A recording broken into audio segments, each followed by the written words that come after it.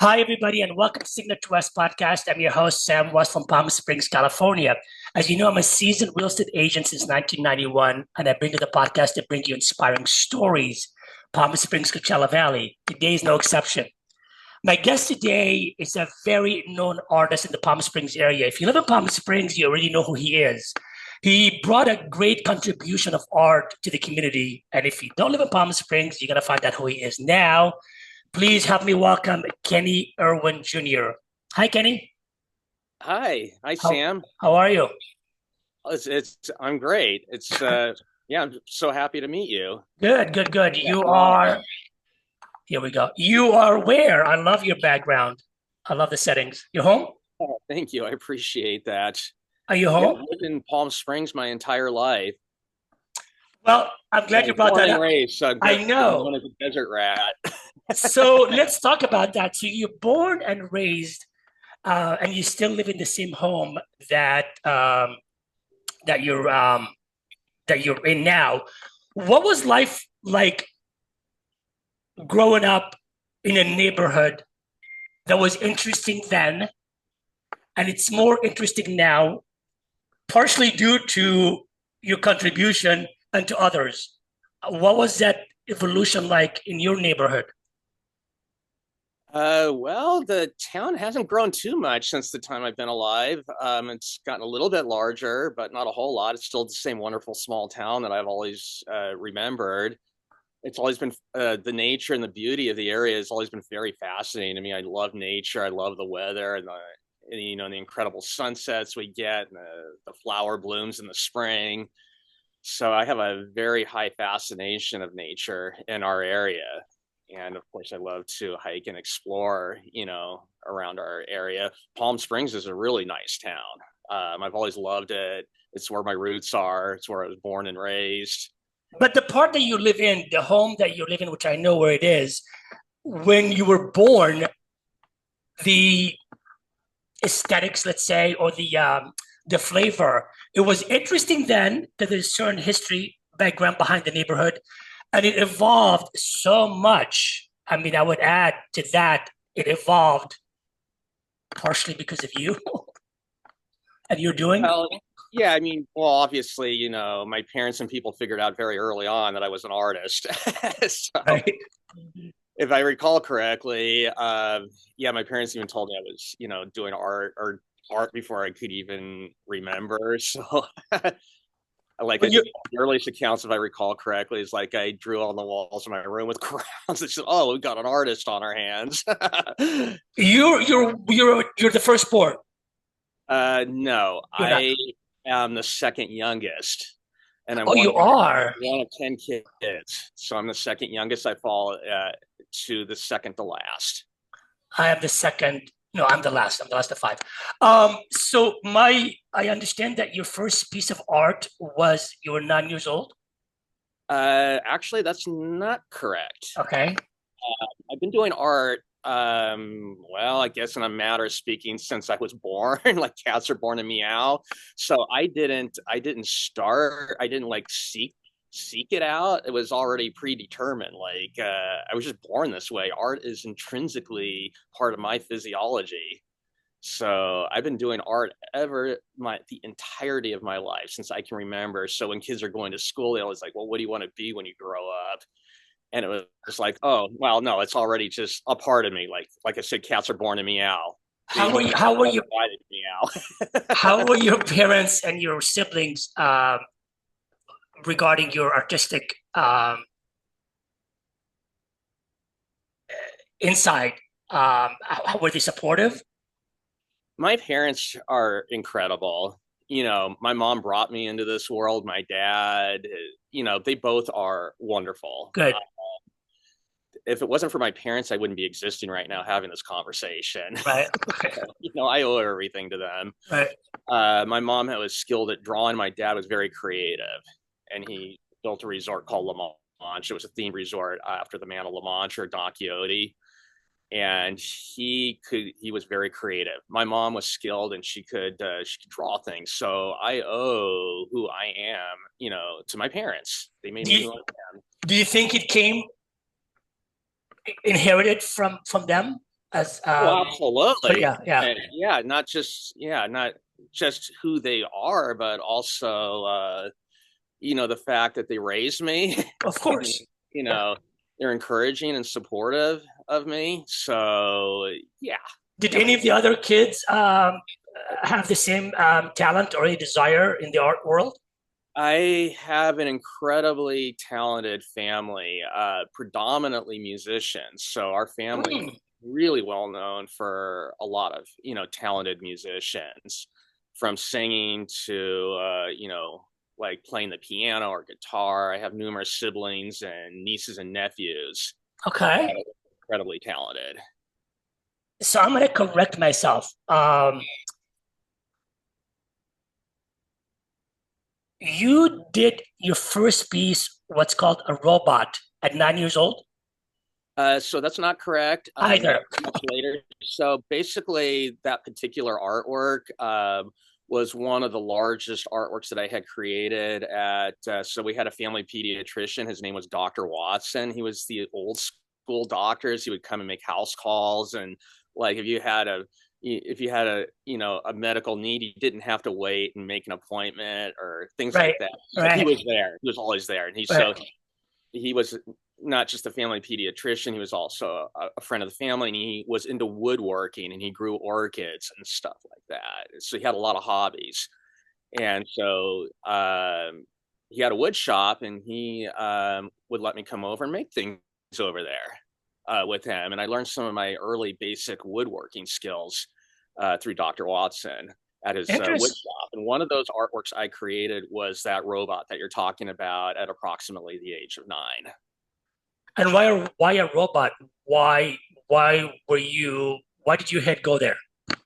I really don't know. I've always been fascinated by robots. I've always loved robots ever since I can remember. That interest has never waned. I don't know. I just love robots. Why Right. not robots? Robots are the future. Robots are fun. I don't know. I like painting them bright colors. There really is no there's like really no deeper meaning in my art. There's no like deeper philosophical undertones or any political gobbledygook or divide. It's just basically art for art's sake. And this is basically runs through all the art I create. I do it for art's sake. Right. And it's a why not world and a why world. And when people say why, well, I say, well, why not? So, So, well, like you said, your siblings are into music, so they don't do robots, they do music. So every right. artist has a flavor to what they like. So I'm curious to where the robot flavor came from, if it came from somewhere subconsciously or consciously. Yeah, I don't really know. I just always love robots. I mean, Interesting. that's about as definitive as I can get with them. I'm just fascinated by them, and I think they're really neat. They're fun. They're cool. They're they're just great to make, and I've always loved making robots. So tell me if this is true, and because so far I got everything wrong. Tell me if this is true. In college, I read that you had a one bedroom apartment, and you incorporated thousands of rolls of duct tape, thousands of pounds of tinfoil, six televisions, and 33 personal computers that you designed to resemble a retro spacecraft. That is pretty much correct. Okay, And of course, those numbers were just wild guesstimates or approximations. that's still a I don't lot. get That's still a any lot. exact count. I will tell you this: there was, like, in a matter of speaking, metaphorically, yeah, like tons of duct tape and tinfoil that went into creating that art installation, and it was known as Northern Zone Fortress, a spaceship art installation, and the name of the art installation is called Northern Zone Fortress. How old were Um, you? How old are you? How old Bedroom were you? apartment. It was basically I transformed a 2 bedroom apartment into an art installation that resembled a spaceship, and it had like a command center, command deck, sleeping quarters, something like a hydroponics bay, and it had a clown room with a door that you could slide down inside, and a little maze that you could go through. Um, yeah. Oh, the people at the school loved it. They would take groups of students down to see this art installation. It was even Oprah Winfrey even did a remote of that art installation. It was in Mal Sharp's Weird Rooms book. Oh, So if you look that up, it's written by Paul McGranat Press, and there's a 2-page spread inside there that talks about that art installation. How old were you? This would have been, so I was in school approximately between 18 and 22. So I would have created the art installation probably around 18 and a half to maybe about 20. And it existed for about 3.5 years, Wow. Wow. approximately. So let's Well, I went talk. to school, of course. And then Yeah, you came back to Palm Springs. that is correct. Yeah. Well, I, Yeah. I was still, in a sense, living in Palm Springs, but that's where I was staying while I was going to school. Yeah. Right. Right. Right. Right. Yeah. Have you lived anywhere else beside Palm Springs and Oakland when you went to school? Uh, Technically not. I pretty much, in a sense, have lived in Palm Springs my entire life. Right. Born and raised in Palm Springs, so I guess I'm considered a desert Right. rat. Right. Yeah. So I don't know how many people have, been born Very, there and lived there very for few. over Very few. 50 years. I only met uh, two brothers, or the family, the owners of Reforma. They're brothers. They're born and raised here, and they only went to school to San Diego, and they came back, and they're like you. They love it here. They grew up here. Family is all here. So yeah, very few, Right. very few. So let's go back to robots. For the ones that don't know you, that don't live in Palm Springs, you managed to create a quite a scene in the robot, what's called robot lights, which is the ones I've seen it. They're pretty extravagant robots. Tell us the story behind that. Obviously, it started, way back, but it evolved. And when did it evolve and become what it is today? Well, like anything else, when you're an artist, you're creating and learning along the way, and you're evolving with your art as you learn more and get more knowledge. The art I do is mostly self-taught. The art I have been doing has been pretty much my whole life. In fact, of course, it has been my whole life. The found art, which is known as the found art that you see, it's the monumental found art that I do in the form of mostly giant robots. Yeah, I've been doing that for a long time, pretty much. And when you say giant, I mean, I've seen how giant is giant. What's the biggest piece Oh, size? they can weigh many tons, literally. Like, And how long does each piece in that size take to make? so art installations comprise of hundreds of thousands of individual pieces. Mostly have been given to me, mostly by neighbors, and then some friends and family and local businesses. The artworks themselves, created from all the pieces that have been given to me, generally can range anywhere from 3 hours to 9 months. 9 months, you're talking, colossal size, robots, or like what I refer to as meta meta artworks that are comprised of a conglomerate of multiple artworks that create one just big, huge mass of art. So yeah, I can, given enough material and time, I can create pretty rapidly, and I can go through what I'm guessing might be tons of material a day when I'm working on any given art installation, whether it's the one in Palm Springs or it's been the one in Detroit. Yeah. We'll get to that in a minute. When did that process evolve to the Robolights show? And what is the Robolights show that we know it here, as it used to be a Christmas light show? So yeah, so I started doing a holiday light display. That would have been back approximately 86. I kind of like said to my dad, well, it'd be nice, if more people put up lights during the holiday period. Of course, I was already actively doing art during that time. So basically said, well, go for it. He just like encouraged me to do it. And so I started putting up lights, and it attracted more people to see the art that I was creating. And it just grew year after year as I created more art, and it became something that eventually Conan O'Brien took notice of, and he had me do a set in 2010, which was a huge hit. and that's basically how it happened. Just people wanted to come and see it, and yeah, it brought a lot of Attention. excitement and I, happiness to people that would have otherwise not had it right. through art. Right. Do you think it also, like I was saying earlier, do you think it also changed the neighborhood to become more notorious, more infamous or famous because of your contribution to it? Uh, the neighborhood I live in is wonderful. It's obviously it's a landmark neighborhood. It's Right. known for its mid-century architecture, which I also refer to as atomic age architecture, like Right. that retro 1950s car designs and Right. architecture and stuff like that. Of course, the Frank Sinatra house is nearby, and then of course people drive around, and when they're seeing that, they also see my art too, and they get excited about that. So the neighborhood has a lot of great qualities, and the neighbors are wonderful.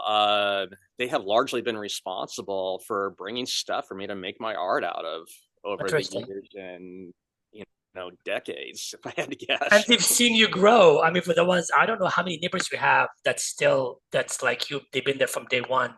I can't imagine you're probably the only one or maybe one of very I few, I had to guess I might have be the one that's been living there the right? longest. Right. Yeah, I would imagine. Yeah. Yeah. Talking about over a half a century of time. Yeah. What happened in 2019 with Detroit? So basically, the co-founder of the art museum, her name was Julie Taubman, and she had come through the annual art and light display known as Robolights. It's the name of the art installation here in Palm Springs. And she took notice of my art, and she was very fascinated by it, and she wanted to do a book about it.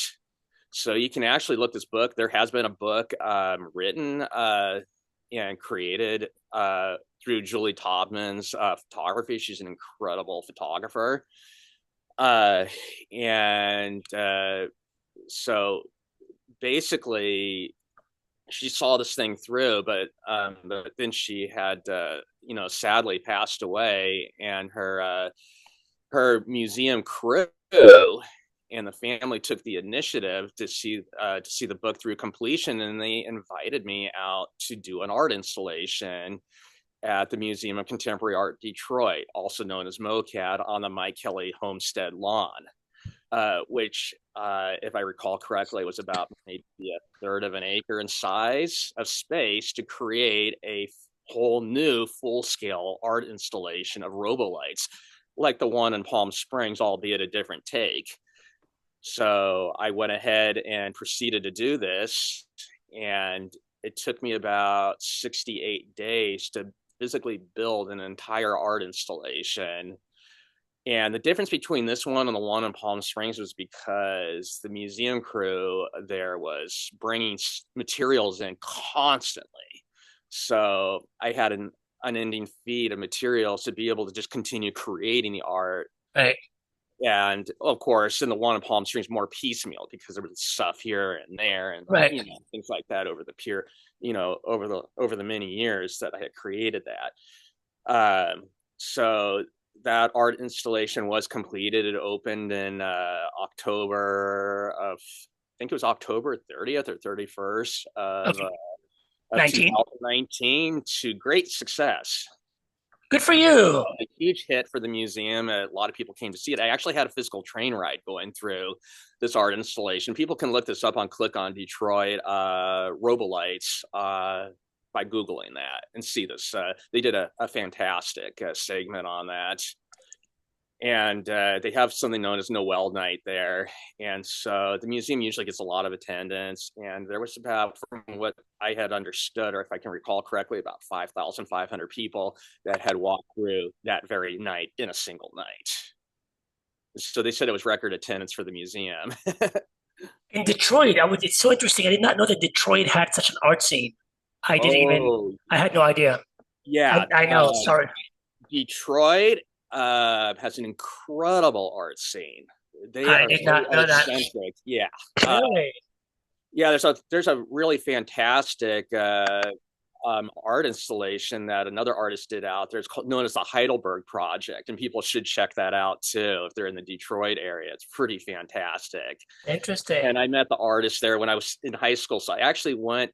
I went for a year to Cranbrook, and they were very art centric. They were very encouraging of my art. The art teacher there had submitted my work into a statewide art competition, the Birmingham Bloomfield art competition. I won best of show in that one for some art that I had created there. And then they had me do an art installation in their graduate gallery, a solo exhibition while I was still going to the high school there. So they have a fantastic art scene. I did not know that. I did not know yeah. that. Yeah. If I would ask you, which I only ask this like in for the very near future, like the next 12 months, um, where do you see robot lights going, and where do you see your current space that you're in right now as far as the art um, evolving to? Well, I kind of look at this as a step along the way. People think I have reached the climax of what I can do as an artist, but I'm saying I'm just getting started. Good for you. Good for you. I have grander visions. There is big things that I want to do and that I dream about doing in the future. Give me one. I hope that it'll come into existence, and that would be creating the world's first art amusement park. An art amusement park complete with rides, concessions, shows, everything, but it all revolves around art, and it makes art a household name, like Disney made Mickey Mouse a household name. So when people experience this amusement park, they leave like, oh, I want to go create something. Oh, I am so inspired. It's basically you're getting bombarded with the visual arts in this art amusement park. And like, of course, a lot of amusement parks use artists to, create the amusement park. Well, it's just the reverse. The amusement park serves the artist. But it is a full-fledged functioning amusement park. And everything that you do there revolves around the visual arts. That's a big task. That's a big vision, which I hope it comes to fruition. Yeah. One day. Yeah, and if people have experienced my art installations, they kind of have a taste of that, like, amusement park thing. Now, of course, it's something that they look at, but the full-fledged amusement park that I have always dreamt about doing, that I hope, that I could do in the future, might be dozens or maybe 75 or 100 acres in size. It would have a themed Robolights hotel. It would have, robot themed restaurants and all kinds of other interesting things, all about art. Even the shopping in it would be revolved around where people can make things in these places. Yeah, it would be all about art. You would go on a ride through an art installation of various sorts, and people would say, well, what the heck did I just experience? And they'd be laughing and giggling. And right. Oh, wow, that's just so fantastic. And you're a one-man show. Experience with art, they know exactly what I'm talking about when they walk through and look at my art installations. So speaking of walking through, are people are able to walk through your current installation and see your art currently? So to be able to have permission to come onto the property, somebody has to text me for an appointment. So that's how that works. And and so basically, when they get that permission, then they can look at the art. And it's basically it's an immersive art installation. Like the one I did in Detroit was an immersive art installation. You are enveloped in an art environment, in an art wonderland. You're like immersed, lost. Yeah, exactly. That's what people would experience in this amusement park. They would be enveloped, and it would be to all the senses: smell, taste, touch, sound, everything. Do you want to give the text information here, or do you want to just put it on the add it to the info when we're done? How do you want to do this? That would be fine. If a guest wants to text me for an appointment, they can do that. If I have availability, then I'll come and let them see the art. Uh, Do you want to provide that, or do you want me to leave it on the detail then when I finish the podcast? hey, yeah, when you finish the podcast, you can put in the details. It's Okay. easier that way, Okay. when Cool. somebody still looking it Okay. up. Okay. Um, Kenny, this has been wonderful. I appreciate you coming out, and I can't begin to describe your. I mean, I've seen it not inside; I've seen it from the outside, Oh, and it's very. I moved here in June of 2020, so and that's when I heard of who you are, and that's when I heard of the location. So, of course, as you know, somebody new into town, I drove by to see what this is all about. I was like, wow, uh, pretty impressing. well, And I would say you are long overdue.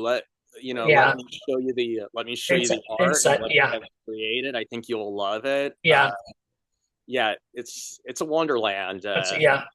So that's for sure. Because I got now that I got my feet wet in the background of it all, I can get my whole body wet. Oh, Uh, nice. yeah. I look forward to Uh, having you come over, and I'll take you on I'll show you I, around. I'll show I you all the art that I've I created. so appreciate that. Um, Thank you again for coming here. It's long overdue. And everybody, please, if you're in Palm Springs, which a lot of people come to Palm Springs and want to take a look, reach out to Kenny. It's one of a kind art. I don't think anything out there in any kind of art arena would even come close to it. It's worth a visit. It's worth a watch. You're very kind to have people, get the permission to go through it. Because I could imagine it's a bit of a hassle for you, but it's also very generous of you to do that. So give when we're done, look for the information, text Kenny and let him know. And again, if you like the podcast, please share it and subscribe. It helps me bring people like Kenny here to share with you all the story. So, on that note, I thank you all and see you in 2 weeks. Thank you, everybody. Thank you, Kenny. Take Yeah, you're care. welcome. You have Bye a bye. wonderful day and a wonderful weekend. You too. Bye bye. Bye bye.